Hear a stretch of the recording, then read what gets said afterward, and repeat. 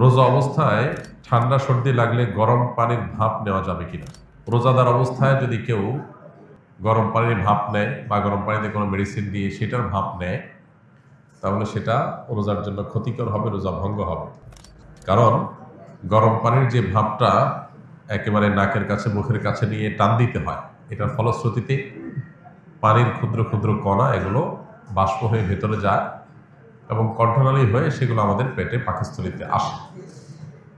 বাইহাকী শরীফ আব্দুল্লাহ ইবনে আব্বাস রাদিয়াল্লাহু তাআলা হাদিসের আলোকে আমরা জানি, ইন্নামাল ফিতরু মিম্মা ইয়াদখুল লা মিম্মা ইয়াখরুজ। রোজাদার শরীরে কোনো কিছু প্রবেশ করলে সেটা রোজা ভঙ্গের কারণ হয়। অবশ্য শরীরে প্রবেশ করা বলতে এখানে পাকস্থলীতে যাওয়া, পেটে যাওয়া, এছাড়া অন্য যে কোনো সাধারণ প্রবেশই রোজা ভঙ্গের কারণ নয়।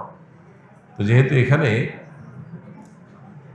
গরম পানির ভাপ যদি আমরা নেই রোজা অবস্থায়, তাহলে ইচ্ছাকৃতভাবে ভাপ টান দিয়ে ভিতরে প্রবেশ করার ফলশ্রুতিতে আমাদের পেটের ভিতরে কিছু না কিছু পরিমাণ পানির কণা, ধোঁয়া ইত্যাদি যায়, যার কারণে সেটা রোজা ভঙ্গের কারণ হবে। আর যদি এমনি মেয়েরা রান্নাবাড়া করেন, রান্নাবাড়া করতে গিয়ে রান্নার যে ভাপ, ধোঁয়া, এগুলো যদি নাকের ভেতরে প্রবেশ করে, তাহলে সেটা যদি ইচ্ছাকৃত প্রবেশ করানো হচ্ছে না, ইনশাআল্লাহ এর কারণে রোজা ভাঙবে না।